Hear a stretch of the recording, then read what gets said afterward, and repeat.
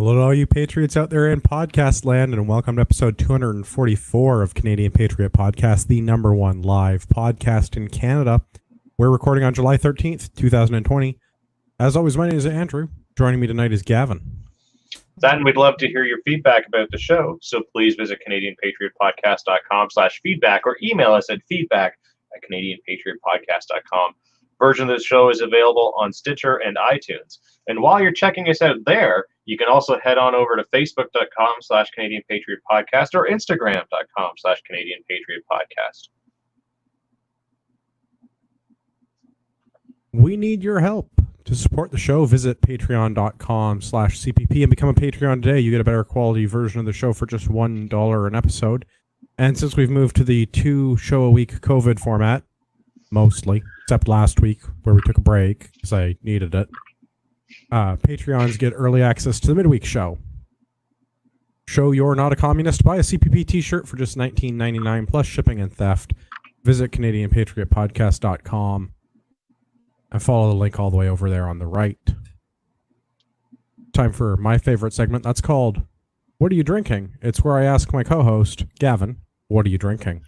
I'm drinking Havana Club and Coke Zero this evening. All right. I'm drinking water, like the pores. Oh, that's all right. I will be the designated alcoholic for this evening. Well, how's it go? Train how you fight? Yeah, exactly. Speaking of, partisan challenge, item number 2 on the discussion this week. Item number 2 on the partisan challenge is going to be 10 minutes a day of practicing a practical skill. Have you shortlisted any practical skills that you might practice daily, Gavin? Yeah, I've got a couple. Shooting, which includes dry firing when you're not at the actual range where you can, send rounds. Lock picking would be another one. Knife fighting, any sort of combatives, things like that. I really like the dry firing one because I figure if you do 10 minutes of dry firing a day, that's 9.5 minutes more than anybody else. Yeah, I sat down to do 10 minutes of dry firing the other day, and I was like, this is a lot of dry firing. Like, that is... Yeah, substantially longer than the average dry fire session. I was ill-prepared, but I can put a link in the show notes to a couple of dry fire books that I recommend. They're from they're Ben Stoeger books that I have. They're on dry firing. I think it's called Dry Fire Reloaded. I'll put a link in the show notes for people that want that through the Amazon affiliate link so that we get $1. I think the paperback's like $30 or something. I've got a couple of them. Dry Fire Reloaded. He's got another one for like practical shooting or USPSA or something like that. He's got a couple of books, but yeah, I'll put a link in the show notes to that. I mean, further proving that there is a book on everything, that there is a book on dry fire practice. Well, but it's one of those things that it's like, it's super boring, but he's got a bunch of courses of fire, I guess you could call it. Yeah, and I guess, sitting there and just banging away on the trigger is not practice, right? Like, it's got to be dedicated and proper in order to be considered practice. So yeah, just sitting there messing around, pulling the trigger, not looking down the sights and so on. Yeah, it's not practicing a skill. That's potentially making your skill worse. Very true. I also like that you mentioned lock picking. Lock sport is one of those ones that I think like 10 minutes practicing on a lock. That's not an unreasonable amount of time. I would imagine you'd be able to open most of your practice locks in less than 10 minutes. Yeah, I mean, it's kind of the funny thing with locks is that you could buy 2 identical locks, and by identical I mean like same brand and all of that, not necessarily the same pinning inside. And one will be like 30 seconds, if that, and then the other one could take you all friggin' day. But that's I can understand that. the fun part about it is it's kind of a challenge. And I mean, the more expensive the lock, usually the harder it is. Not always, though. Not always. Another one my wife is going to take up. She mentioned knot tying as a skill because her knot tying skills are not good. Well, I feel like there's a naughty joke that I could make in here somewhere too. probably, but I mean, if you don't know knots, tie lots of knots is the kind of the old adage. But you should probably just know how to tie knots. Yeah, and I feel like 10 minutes of practicing, like you could probably learn like 5 to 7 solid knots. Like I'm thinking, a square knot, some sort of like a sheet bend, some sort of a hitch. Like there's probably like 4 or 5 like like a really common knots. Yeah, and then you can start getting into some of the more decorative ones too. Like if you really wanted to artisanally wrap packages or something for people. I mean, I think I'd go with like 4 or 5 really common knots first. Well, yeah, but if you start getting bored with those, right? Like, I mean, a figure 8 knot is a pretty handy knot to have, especially if you're into climbing and stuff like that, or plan to get into climbing. If you're already into climbing, you should know how to do that one already.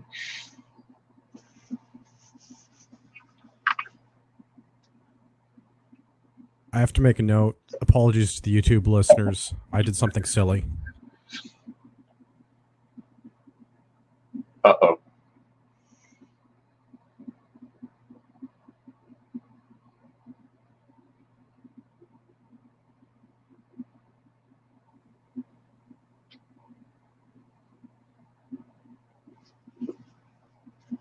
How about now?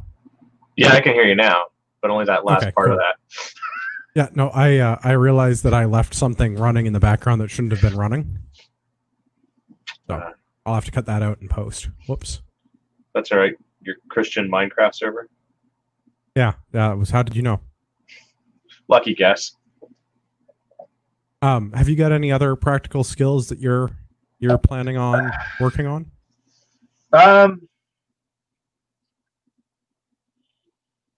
Off the top, I mean, I guess there's other ones like how to use your ham radio and things like that is probably a practical skill that you should be practicing.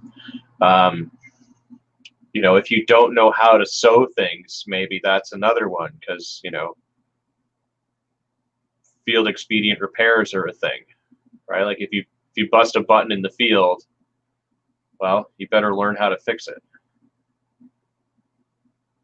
Yeah, I think that's a good one. It's kind of arts and craftsy, but I don't think it's a bad thing if you have something that you particularly are working on. I want to work on my land nav skills a little bit, so I'm planning on getting some topographic maps. Nice. Yeah, I picked one up not too long ago of my local area. Nice laminated one. Yeah, that's what I was looking at. Was a topo of like my local around the area that I'm in, and I'm kind of on the border on the but like I sort of sit between 2 grid squares, so I almost need to get like 2 or maybe 4. Well, I actually had it handy. This is the giant one I've got. Nice. Yeah, it's kind of a fun thing to have and convenient and handy. Yeah, because I think I haven't done land nav in like 10 years, and I was thinking that might be a fun thing to get back into. Learn that forgotten skill of how to use a map and a compass. The Albertan on YouTube, he's got a suggestion. Fire making. You'd be amazed at how many people can't light a fire. And no, I live in an urban environment. I am not surprised that people can't make a fire. Yeah, no, that's yeah. I mean, just bushcraft skills in general would be a good one, right? Like, but certainly fire making. I mean, well, I think fire making is one of those things that you can get away with of like, well, we're going to sit outside in our backyard, assuming you have a backyard. Sorry to the people in downtown Toronto. You can't do this on your balcony, I don't think, but go and practice making a fire and then roast your marshmallow because, Yeah, cooking fires are always allowed. Right? And religious fires. If it's for religious observance, there's also an exemption in most municipalities for that. Well, there you go. Perfect. So there you go. There's like a half dozen different skills that we've listed out, so you can start thinking about the things that you want to work on for the partisan challenge. Your 10 minutes a day of practicing a skill. Doesn't have to be the same skill every day, but has to be a skill. Yeah. Should we do some news? Yeah, let's do some news. All right, do some news. First things first, gun news. This is on the CCFR website. Sukiyu's motion to intervene, CCFR court challenge. Like I said, it's on the CCFR website. There's a link to the motion. Reader's Digest version. The Canadian Coalition for Firearms Rights is suing the government. We all know this. Named people include the CCFR, Rod Giltaca, he's the CEO? Yes. Chief something like that. spokesperson? Yeah. The guy. Head dancing. Yeah. Rod's the face of the CCFR. He's not the president. He's some other. I think he's the CEO.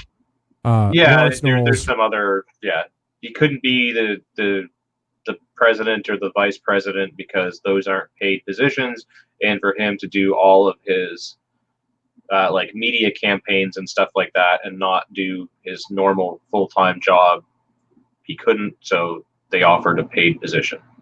I just can't remember what it is, but yeah, it's some. Yeah. Media relations or something like that. I can't remember.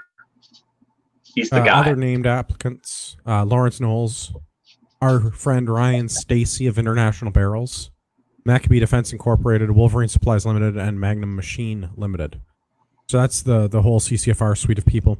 Obviously, anybody who's listened to the show more than once knows that we're not big fans of Dr. Wendy Sukiye of the Canadian the Canadian Coalition for Gun Control.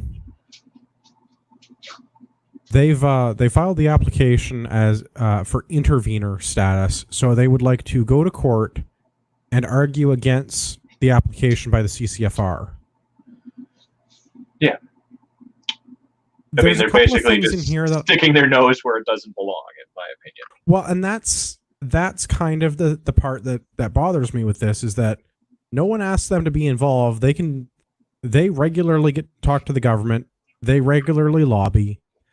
They're involved in the Firearms Advisory Committee. They're involved in all of these special proceedings, and they have access to the government, and they're funded in part by the government because they get a bunch of government dollars to run their organization with.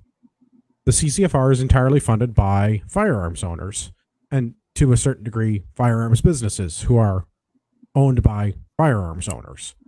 So the CCFR is all basically self-funded by people that are impacted by this, whereas Wendy Sukiye has made a job of getting the government to pay for her when she's not being a professor at a university to argue in favor of gun control all over the world. Yep. I mean, basically to be a busybody and to get into other people's business that's her job. Well, and the getting into the other people's business is the part that I want to read out from the motion. So they want to permit, the application is to permit the coalition to file a memorandum of fact, and that's not to exceed 15 pages. So they're basically going to say, this is why the CCFR argument is not valid. And we want to say that this is the existing law that you should be following. So dear judge, please do what we're telling you to do. Permitting the coalition to make oral submissions of up to 30 minutes at the hearing of the application. So when the application is read, they want to go to court and have an opportunity to speak in court against the application. They want to have no costs awarded against the coalition, which I'll come back to in a sec, and other such things as the Honorable Court may deem, so on and so forth. And the rest of it's an affidavit and memorandums and references and so forth. So this application does include their 15-page application of facts and law. The part about the no costs against the coalition is the part that I take particular exception to, because intervener things happen a lot in various levels of court, and I'm not super opposed to it. I'm opposed to that it's a government-funded agency doing it because we're already paying for the government lawyers and the government judge, and then we're using our own money to fund the CCFR for our lawyers and all of the people that are on the application that have had to file affidavits and exhibits and so on and so forth. And the Coalition for Gun Control wants to get involved in this and are being awarded no costs.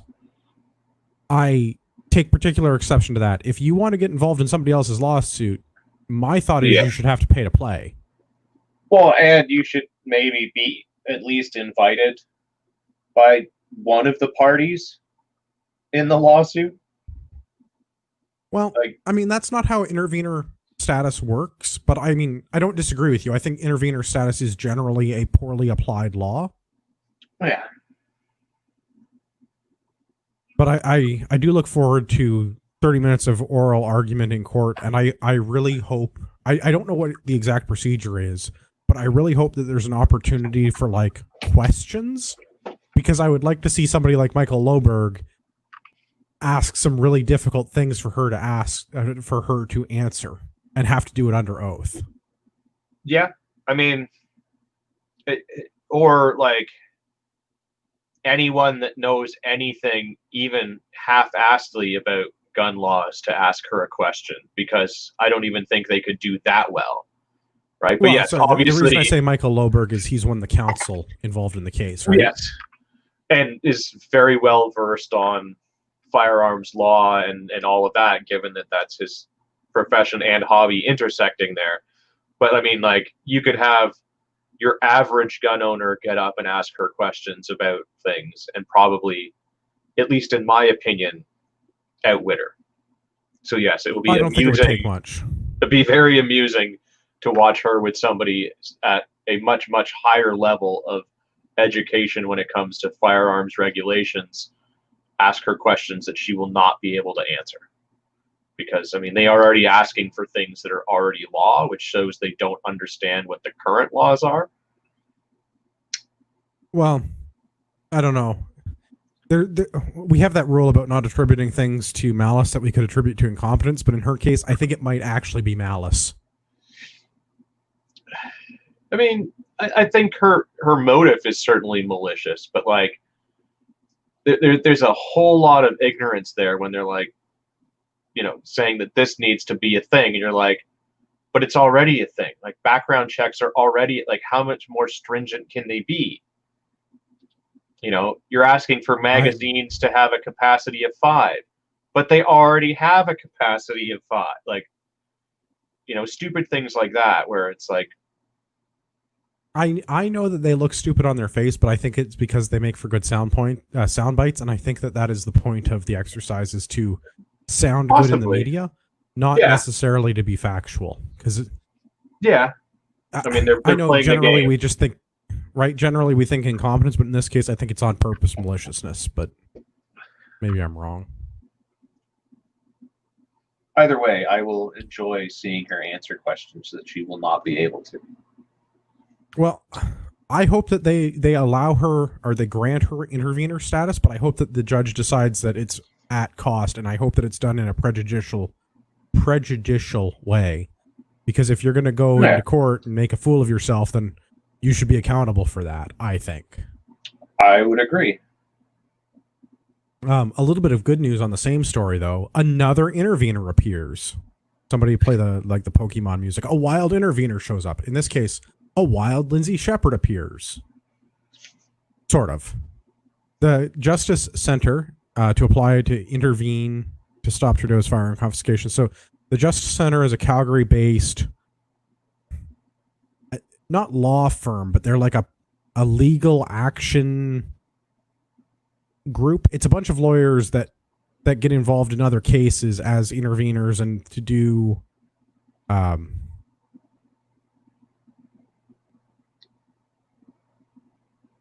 yeah, I don't know where I was going with that.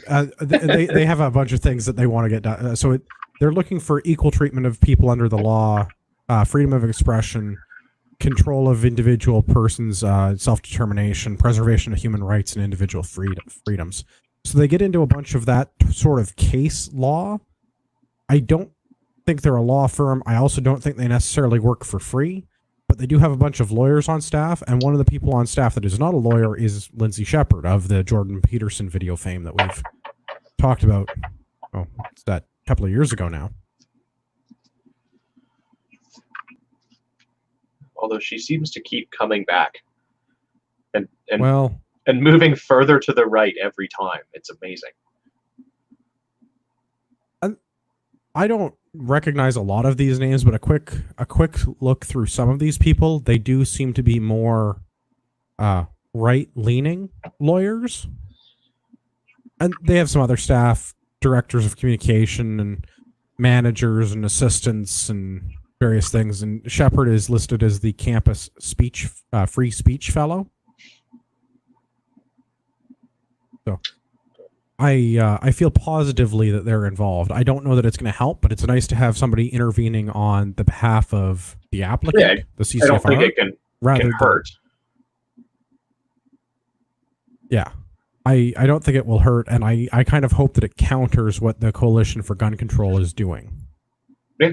Because the Coalition for Gun Control is Wendy Sukier and her staff, so one person and their staff, who has made a career in the last 30 years of traveling the world and telling them they need gun control and selling things like the firearms reference table because other countries use our FRT system because of the Coalition for Gun Control.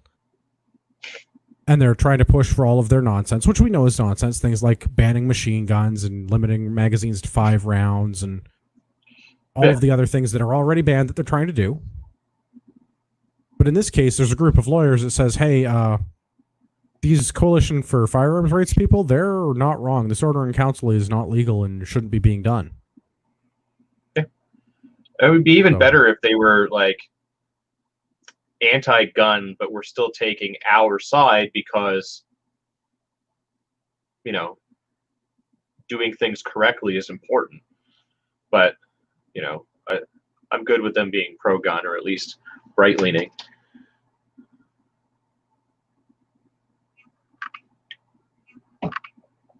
Better than nothing, I think. Yeah. Let's talk a little bit about the budget. Ottawa to post $343 billion with a billion-dollar deficit as spending hits levels not seen since World War II. That's on the CBC. And on Global News, we have Canada's coronavirus deficit soaring to $343 billion as Fed warn of permanent change to economy.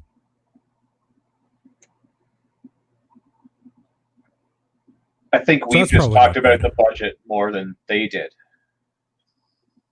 Well, I mean, yes and no. This is bad, though. So we're looking at 1.2 trillion with a T, $1.2 trillion. Yeah. Insert your best Dr. Evil impersonation there. $1.2 trillion. Yeah, no, that's... Yeah. So it's $343 billion in deficit spending, $1.2 trillion in debt for the fiscal year 2021. They were originally at the beginning of this year, deficit spending was targeted at it was 34 or 38 billion dollars. It is now 10 times that amount in deficit spending from the beginning of the year to now, and we're only halfway through the year, remind you. Yeah, I mean, I think it was Marty in an offline chat was saying that right now effectively you're at like a 40-ish% tax rate, and they can't cover the cost of their spending with 40%. They've more than doubled it, so like 80 to 100% taxing of your income, and that's still not going to cover their expenditures. It can't. And there's all kinds of other problems with this budget snapshot that Morneau rolled out. Federal debt to GDP ratio is expected to rise to 49% for this fiscal year. Prior to this fiscal year, it was at 31%, which I still think was too high, but a hell of a lot better than half. There's also some confusing math here. Direct federal support for Canadians. Of course there is. Direct federal support for Canadians and businesses. $212 billion. The deficit is going to be $343 billion. The original projected deficit for the year was $34 billion. So 34 less 43 less 212. What's this other 20 or $30 billion going for? Right? Because there was the original projected deficit. Telling people not to shit there in another part of the world. That's my thought, is it's probably going overseas. It's going to other countries. It's going to places that are not Canada. And this is my problem with it is we're now at the highest amount of debt we have ever had as a nation. We've exceeded the amount of debt we went into for World War II. Remembering that the income tax was brought in to pay for World War I. I'm not convinced we've paid off that war. But now this is the most debt we've ever had as a nation. And of this $343 billion, only $212 billion of it, maybe $246 billion of it, has gone to Canadians. Where'd all the rest go? Yeah. Not Canadians. Like, that's unacceptable. That is absolute nonsense. I mean, maybe it went to socks. Don't care. Not acceptable. Yeah.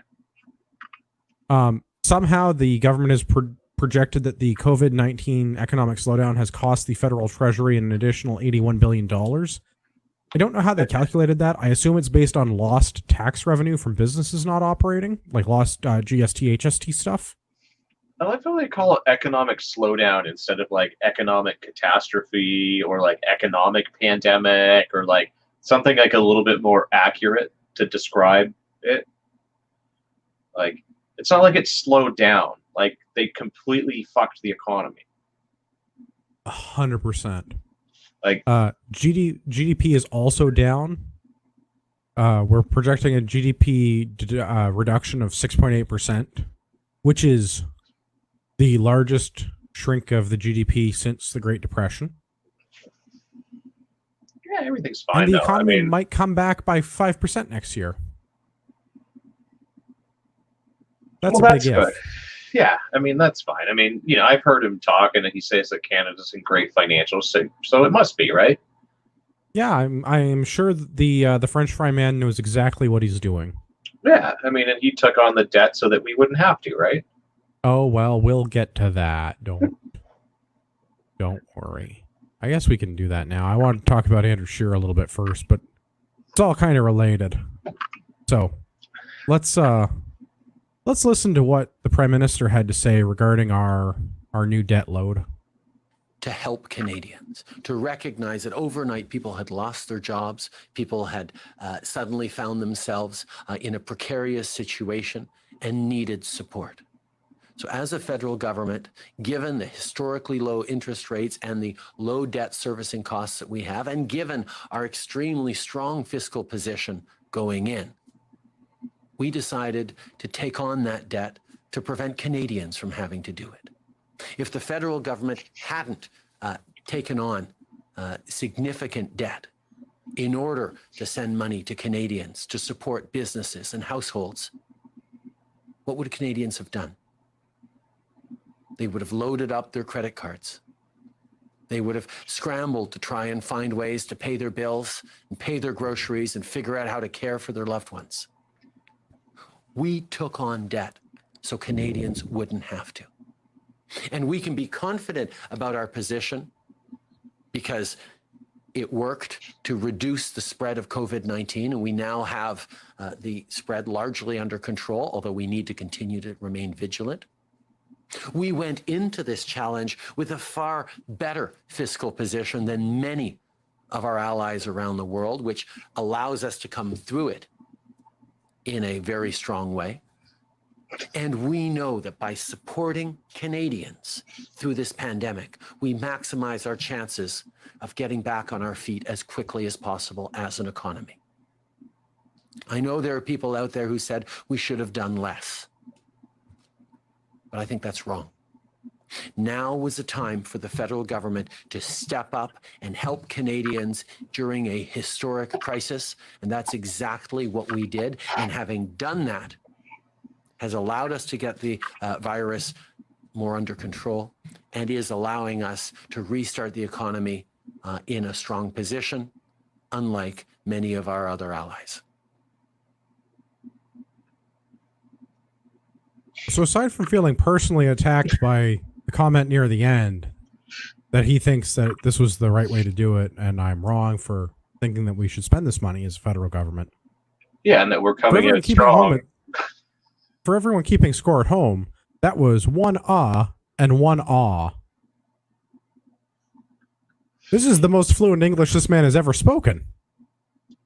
Yeah, so like listening to it though, like it sounds like he's reading like some sort of like dramatic novel or trying to do like a A Churchill William War Shatner era impression. or No, a he wants Churchill it's War a era it's speech where it's like you're trying to get like the nation's morale up because like the Germans just bombed the crap out of you. Except none of that's going on, and he's just talking about money being spent. Like it sounds so overly dramatic, probably because he's a substitute drama teacher and he's relying on that training. But it just the tone of it doesn't seem to fit what he's talking about either. I mean, but yes, there was a lot less ums and ahs than usual, probably because he rehearsed this one a little bit more. I think it was a lot better than how he usually speaks, but I'm definitely one of those people that think we should not have been spending this money. And maybe I'm uniquely positioned in that my tax shelter and my day job are both largely unaffected by this. But I don't know very many people that were affected by this. Most people are still working. Not everybody. A lot of service jobs were impacted. But a lot of service jobs are also minimum wage or part-time. So I get that those people were in a difficult position. But I don't think that that's what applies to the vast majority of workers. Right? Like, most trades are still working. All of the road construction around us is still happening. All of the new housing developments are still going up. All of your, I hesitate to call them essential services, but all of your essential services are still running. You can still go stand in the bread line at the grocery store. You can still go to the hospital and get your socialized health care. You can still go to the bank and look at the printout of the digital receipt of the money that the government is slowly inflating into non-existence. Right? Like, Yeah. I don't think that that's a valid statement that as many Canadians that many Canadians were impacted by this, where they would have been unable to feed themselves or run up massive bills. Not to say that there certainly are not cases where that's true, but I feel like that's a lot of those people were already in very poor financial shape in the first place and working minimum wage or part-time jobs and getting some kind of other subsidies or support, or they were in a position where they were not required to work full-time or work in a professional career where you would need to make more money for whatever the circumstances were they were in. The only reason they needed this money is because the government told them that they can't work. Otherwise, they would have been able to earn the money. Right. So if you were working in a restaurant that was closed is probably the best example I can come up with. If you were a waitress at the local Montana's, or I guess out west that'd be like what's Montana's tier in the West? I want to say Earl's, but Earl's is definitely better. Yeah, I don't think they have an Earl's Moxie's Montana / whatever the thing is that doesn't exist. I think it's just Montana's everywhere. Okay. So I can totally understand like Earl's is better. The universe. Earl's is definitely better. I can definitely see like the university age waitress that's working at Montana's 3 nights a week and going to school. Like, okay, yeah, they've been impacted. Absolutely. I get that. But they're not trying to feed a family of 4 on that salary, I hope. Yeah. Right? Like that's not generally what those jobs are about. Yeah, but again, the only reason they're in that position, or mostly in that position, obviously, like if you're just bad at managing finances and don't have any money saved up, that's at least partially your fault. But the only reason they're there is because the government told them they can't work. And the reason that the government told them they can't work is because the government failed to act sooner. And then when it did act, it went way overboard, at least in my opinion. Well, and that's my my take on it is if we would have managed the corona stuff better, if we would have actually shut down international travel, if we would have actually canceled international flights, and if we would have actually closed the border to non-essential travel earlier, like say in February. Yeah, and to just key countries, right? Like the ones where it's shown to be in high numbers. I mean, if you want to go like crazy and say, closed to everywhere, fine. But even if they had done China, Italy, do you remember that? The end of February? 2 weeks. Everything was going to be shut down for 2 weeks. Yeah. And I sent everybody on our group chat, I sent you all a picture of the truck from when I was at the beer store, and the back of my truck was just full because I'm like, I don't know when I'm going out again. I'm just going to be at home. See if the internet stays on. Yeah. And then I'm still working on that beer. Because it's like, the end of the world didn't happen. There was no zombie apocalypse. I still Clearly you slapped off on your drinking. Well, I mean, a little bit, but it's only because I took up new and interesting hobbies. I run now. It's awful. 1 out of 10 would not recommend. Yeah. But yeah, I mean, if the government, do you remember that? It was, we were told 2 weeks. Everything was closed for 2 weeks, and then nothing actually closed for 2 weeks. Everything was still open. You could still do everything. You could still go everywhere. Yeah, except go to work if you happen to be one of these people that wasn't considered essential. And, but you can still do everything exemptions. Yeah. Like, I mean, there were so many exemptions. Yeah, it was shorter to tell you the list of people that couldn't work than could. Well, and I mean, really, it was service industry jobs. It was people that worked in restaurants and retail. That was really... Pretty much, yeah. But then it got extended, and then it got extended, and then it got extended. And that was... Like it, that was in February, it's July now. The government failing to act appropriately on multiple occasions is what caused the situation that we're in right now, where the people needed the money, and now they have to keep giving it to them because they're still telling them that they can't work in certain places. Man, my gym is still not open. Our gym has been closed since February, and our gym is still not open in town here. Friday. Dougie's bringing it back. I mean, that's good, but I mean, like, I feel bad for all the staff at the gym because, like, there's only like 3 or 4 people that work there. Most of them are full time. There's a couple that come in the morning, and there's a couple that come in the afternoon, and that's it. And they, so like, not that that's a lot of people, but like that's 4 or 5 jobs. It's the same thing as like a restaurant, right? It's 4 or 5 waitresses. Yeah. But yeah, I mean, that all adds up. And yeah, like if we'd actually shut the borders down and then actually looked after the people that were actually sick and encouraged those people that were feeling sick to just stay home and everyone else just go about their life, we wouldn't really be in the situation that we're in, at least not nearly as badly. Well, and that's my thought. And I think part of this, well, we can talk about the New World Order when we get that far. I have unkind things to say about the government. Let's talk about my least favorite conservative first, though. Andrew Scheer was spotted without a mask at Toronto Pearson Airport. That's it. That's the entire story. There was more coverage about this than there has been about the budget. There's more coverage about this than there's been about the We Charity scandal. There's more coverage about this than any of the instances of blackface by the Prime Minister. There's more coverage of this than the trips to the Aga Khan Island. Well, that's because a conservative did it. I'm curious, though. This was... Does him not wearing a mask, like, have him eclipse Harper as the devil, or is Harper still the devil? Well, I think it's safe to say that Harper is still the devil. So he's just like the son of the devil now. Yeah, I think we call him the little Satan. Okay. Just want to make sure of the hierarchy of evil here. Like, it's important to know that. So I don't know what all the details of this were. Scheer and a number of other people, including I think the Prime Minister of Saskatchewan, were traveling from Toronto's Pearson Airport to somewhere, and there were pictures taken of him not wearing his mask. According to his director of communications, he had taken it off to make a phone call, and they had taken pictures while he was talking to the people that he was sitting near at a departure gate before he had put it back on. Then, I mean, there are exemptions, so how do they know he doesn't have one of those? Because we're supposed to just not question that, right? No? He had been wearing it prior to that, and this is the thing is that...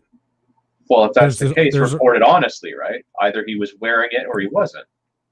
And that's the thing is that there was a period of time where he wasn't, and that was when they took the photos. I'm sure there was lots of other photos, and I'm sure that he was getting followed around Pearson, and somebody was waiting for a slip-up like this, because absolutely any excuse for the mainstream media to get their $600 million to trash the Conservative Party, because that's why they get their $600 million, and we don't.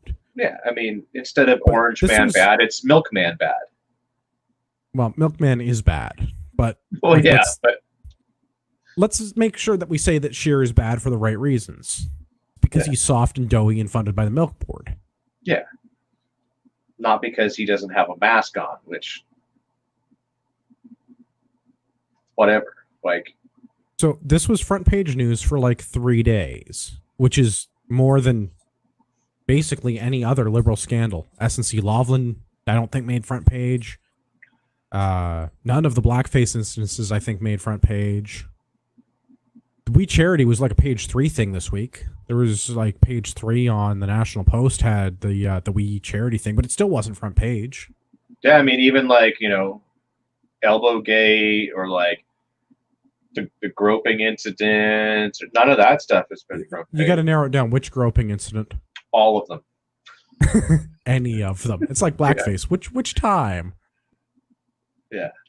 So Scheer actually took a strip off of the media a little bit in a question, because for 2 days in a row he got questions during a press gallery thing where the media was asking him about what had gone on and why he wasn't wearing a mask when he was traveling. And he ripped into them pretty good about things like the We Charity scandal and some of the other ethics violations that the Prime Minister is on. Because he talked about like $1.2 trillion in debt, $343 billion deficit this year. The Prime Minister's on his third ethics violation, this time over the We Charity thing. His whole family seems to be involved in that, along with a bunch of other liberals. And they want to ask him about not wearing a mask. Well, it's like when, they did ask Trudeau about, like, why did he choose to ignore social distancing and go and protest? And then he proceeded to give the biggest non-answer you've ever heard in your life. I don't know. I've listened to him speak many times. There have been a lot of non-answers. Yes. I mean, they're probably all tied. The longest one ever, because, man, he is long-winded. But I guess when you got a lot of ums and ahs, that takes up some time. I'm continually disappointed in the establishment media for not reporting these things accurately. This is disappointing at best. Like this is what you're going to ask the leader of the opposition party, is why he's not wearing a mask for a few minutes when somebody took a photo of him in the airport because he should have been wearing a mask. We're not going to ask him about the budget. We're not going to ask him about what We Charity. Like there's no regulation currently, or at least in force at the time that he was in the airport, that makes him wear that for the location that he was at that moment.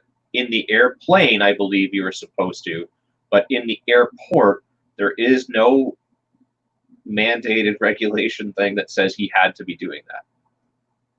No, I think it's a thing that that Pearson and most other airports have done based on advice from Transport Canada and the Honorable Mark Garneau.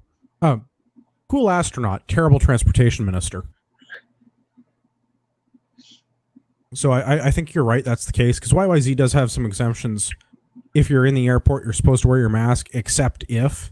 And the except if is like if you're under 2, or you can't wear a mask, or you can't take it on and off by yourself, or you have some other mitigating circumstances, or you're eating and drinking, there's a bunch of stuff. But again, it's not a regular, it's a suggestion from a privately owned entity, although the airports, I guess, aren't totally privately owned. But but I get it's what you're not getting at. It's not a private bylaw. space. It's not municipal, provincial, or federal law or regulation. Right. It's a don't do this or we can ask you to leave.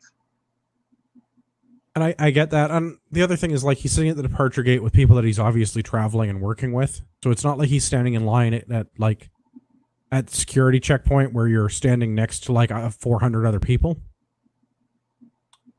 I don't know. Seems really blown out of proportion to me. Yeah. I mean, like everything, though, right?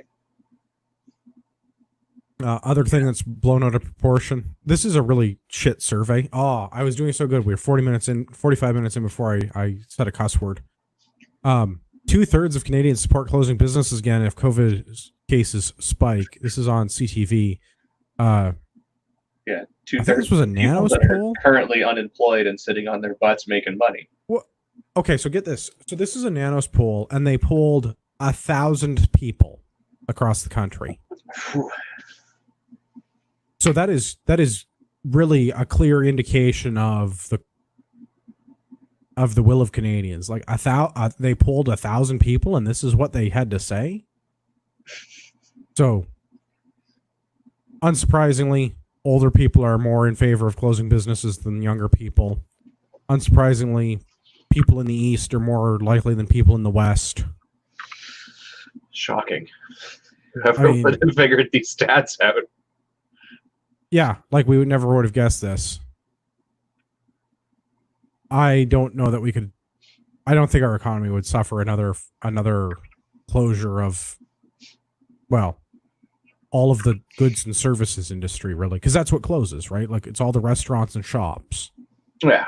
And since we are primarily a service-based economy, if all of those things close, I don't think we'd be able to get through that. I think we were lucky we barely got through this one, and I think a lot of people are hurting for it, and I think a lot of people are going to hurt for a really long time, because despite what the Prime Minister said about the government taking on the debt so we don't have to, I don't know if he understands who has to pay for that debt. And I kind of feel like it's the same as with these people that want to close all the businesses again if there's another spike in COVID cases. Despite how much money they gave out, it was almost impossible to get any of that money as a business. I mean, they did keep lowering the bar as it went on, but like initially it was ridiculous. So, I mean, there were companies that were folding before they even got a chance to have it where the bar was, low enough that they could even jump over it to get the money that they need in order to sustain their business. Yeah. I mean, meanwhile, we've given $750 million to the banking industry. Yeah. Like, they weren't going to go anywhere. Why are we not using some of this money to, like, reduce the amount of interest that your average Canadian is paying? Why are we not, like, mandating the banks be nationalized and we do something in favor of Canadians rather than taking on more debt at prime plus 4% or whatever we're paying on this really good interest rate, which is not a really good interest rate because we were already paying $28 billion a year to pay for the debt that we already had. And now the debt that we have is $300 billion more than it used to be. I mean, that's one of the other things lately is it seems like historically, the government would go and buy Canadian dollars on the market to, control the interest rates. But we haven't done that in, forever, it feels like. I mean, certainly not any time under Trudeau. No, certainly not. But I guess he's too busy running the money printer to go and buy up dollars, so. Well, I think it might just be a simple lack of economic understanding by the people running the country, that they legitimately just don't understand how budgets work, and they just legitimately don't understand how our monetary system works. We took on debt so Canadians don't have to. Well, yes, individual Canadians that received the CERB benefit did not have to take on additional debt if they lost their jobs, and the CERB and unemployment insurance covered their costs of living. Yeah, but once they go back to work, in those cases, they will have to pay it back one way or another. We're going to have to pay it, right? And that's my thing is like, we're going to have to pay this back. It took us like 90 years to pay off World War I. This is going to cost more. Yeah. I don't know, man. The whole thing bothers me, and I don't think I can propose like there's no solution, and I would hope that smarter people than me can solve this problem. But clearly the government is not smarter people than me because they have not figured out how to solve this problem. Well, the solution is, and it's not going to be a popular one, it's going to be kind of like what Doug's facing here in Ontario, where like he's had to cut all of these things, some of which are beneficial, but if we don't cut them, we're never going to pay off the debt. Do you remember when the Greeks went through their austerity crisis? It was like 2015, 2016, and the Greek government just like shut down for a while. Yeah, I think that's probably what we're going to have to do here. And I mean, this is way worse than the 2008 recession was. This is tens of billions of dollars worse than the 2008 recession. And we came through that in relatively good shape. Yeah. I mean, I don't think many people really felt the whole 2008 thing. Like everyone maybe sort of like, tightened their belt a little bit during it, but it wasn't like it's going to be with this. I mean, driving around, the area here, there's a lot of businesses that are not there anymore. Like, yeah, I've noticed the same thing. There's a lot of for lease signs up. Yeah. Like those. And I get a lot of that, especially with restaurants, because the margins are so narrow on some of those businesses. I mean, nobody's going to give them a loan because, I mean, No, it's such a risky it's a business. restaurant. Yeah. Yeah. And like, they're, even if the successful ones, like it's still, almost paycheck to paycheck for some of those people because the overhead is so high and like, yeah, the returns are so low, and it's long hours and like, if you can't open, especially if you have a seasonal type place where you make all of your money in 1 or 2 months, and you can't open during those months, it's like, well, we're kind of fucked. And that's the problem. I mean, yeah, there's for lease signs everywhere. It's not like they've built a, ton more retail or whatever commercial space, and these are just like everyone's upgrading into, better digs. No, they're just gone. Like, well, and I think we're going to see that's going to be a lot of businesses. Because did you notice? I don't know. There was a bit of a trend, at least in the area that I live, in the area that I drive. There were businesses that were open and there were businesses that were closed. And the businesses that were closed that were deemed non-essential were mostly smaller businesses, mom and pop type one-off style stuff. All the big businesses, Walmart was open every day. Yeah. But the local coffee they shop probably was got a closed. boost, right? Like they probably got a bunch of funding to stay open for this and that and everything else, and to pay for installing, Corona infrastructure and plexiglass shields and all of that, and probably got a boost because now everyone is forced to shop there because you can't go anywhere else. Well, and that was kind of my thing. Is like our local beer store and LCBO stayed open the whole time, but all the local breweries that I like to go to all closed. Yep. So it's like I could still get beer, but I couldn't get beer that was brewed in the same county that I live in. Yeah. At least not through them. You'd have to go to the beer store to get it if they even stocked it. Well, and that's the thing is a lot of it's not because they're local and they don't do that kind of volume to make the beer store quotas or the LCBO stuff, right? Yeah. So to drive 5 minutes this way to the beer store, 5 minutes that way to the brewery, where the brewery gets all the money. Right. Yeah. And that's the thing is like I generally try to buy local and I try to buy Canadian and I sort of work my way out. And there are certain things that it's more important than others. Yeah. But like I like going to the local breweries because I know all the people that work at the local breweries. And like my kid's in daycare with one of the brewer's kids. So like we can talk about stuff and hang out for a minute. And like you get almost like a pseudo sense of community because you know these people, right? Yeah. And same thing, like the people with the coffee shop. So when I see the guy at the coffee shop out walking his dog, well, he's the same guy as you wave, you say hi, and you're like it's a pseudo sense of community because you see all these people and you interact with them on a regular basis. And all these businesses that I normally frequent are all closed. Yep. It's like I don't know what we do about that, but like Walmart's open every day. The chain grocery stores are open every day. There's a couple of restaurants that were already doing online and delivery and stuff and skip the dishes and whatever, and they were open, but all the little places all were closed for a couple of weeks and had to figure out how to operate with no hosting and no indoor seating and then how to do delivery and I don't know. I worry about some of those small businesses because I don't think that they can survive this because they're paying so much in real estate costs and they can't use their real estate. Yeah, no, exactly. I mean, it's sad. I mean, that's who's going to suffer the most is those rare, unique mom and pop places that, I mean, are truly part of a community and make a town, a city, a whatever what it is. They're all going to be gone. I mean, even in Toronto. There are, key social venues and places like that tied a neighborhood together, and they're gone. Mm-hmm. No, I do, and that's kind of my concern about this is like, how far do they push it? How far do we let them go with that? And yeah, I mean, soon everything will be Walmart or Starbucks or whatever it is, right? Because they've got the capital to survive this. not a huge tangent, but do you remember there was a movie in the 90s with Sylvester Stallone and Yeah, all restaurants are Taco Bell. all restaurants are Taco Bell. Exactly. Thank you. Yeah. It was Sandra Bullock. What was that? It was with the Demolition three Man. seashells. Yeah, Demolition which Man. Thank you. also explains the toilet paper crisis. I mean, All we're certainly restaurants moving are Taco towards Bell. that. Yeah.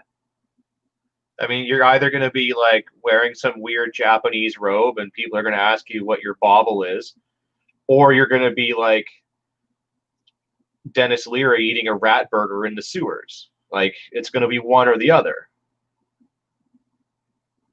I don't know. I could go for an artisanal rat burger. Yeah, I mean, especially if it's a Dennis Leary. Like, I mean, beats Taco Bell. yeah. If you're going to get the run. At least it's real rat. Yeah. I think we skip a couple articles here. Let's get into some closeout stuff. Remember to get your official Big Luau shirt on Amazon using our affiliate link. The reason they're the official Big Luau shirt, I got a comment. Somebody asked about the official Big Luau shirts, and they're like, they're not branded. They don't see Canadian Patriot podcast, anything like that. I'm like, nah, they're $20 on Amazon, and everybody can afford them. And yeah, so everything we said about buying local and being okay spending, it does not apply to the Big Luau. Well, hey, if we can get a local place to make $20 Big Luau shirts, because it's kind of a gag thing, right? It's not a... Yeah. It's not... Yeah. If you're going to buy a Big Luau shirt, buy that one so we get a couple of bucks. They do make great party shirts. And they're funny. And I appreciate every time somebody else shows up to the range wearing theirs. Yeah. It is always entertaining. Also, there's a new petition up. So go sign the 3 petitions that we always tell you to go and sign. There's starting with one E2754. Well, so 2574, that's the one that's been up forever. The one that I'm always like, 250,000, because I can't do math right. Still not 250,000. The new one, 2626, easy to remember. Links in the show notes. Go sign that. Make sure that you click the button to confirm that you signed that. It's about 1,000 signatures. Actually, the MP for Bruce Gray Owen Sound. That's the Alex Ruff. He's the sponsor for this one. It's more of the same. Firearms aren't the problem. The Firearms Act is broken. Fix the Ordering Council. Well, the latest one also, though, is specifically asking them to use Canadian statistics and not American statistics. Yeah, and I'm super on board with that because that makes sense because we live in Canada, so we should use Canadian statistics. Yeah, if you're going to use any stats to make laws and regulations, at least use local ones. Because, like, why not Switzerland, right? Oh, because their gun laws make sense and, you know, the stats don't prove their point of view. So we'll pick the one where it does. Like, that's not how it works. Yeah, I support that. The other thing that's in here that's worth mentioning is they want anyone who's making firearms legislation to be a firearms licensee, which won't happen. We said that is before, entertaining. Yeah. So go and sign those things. Gavin, where can everybody find you on the internet? The best place to find me on the internet is on the grams at urbex_GTA. All right. If you've listened this long, you should check me out at ragnaroktactical.ca. Use a discount code Patriot at checkout. Save yourself on whatever you're purchasing, and $10 flat rate shipping on everything, at least until Canada Post jacks the rates again. We have some body armor back in stock, so go buy yourself some body armor. It'll look really good under your Big Luau t-shirt. Also, we value your opinions. You can visit CanadianPatriotPodcast.com/feedback or email the show feedback at CanadianPatriotPodcast.com. Let us know what you think. For all of our listeners out there in podcast land, I'd like to remind you that you are the true North, strong and free.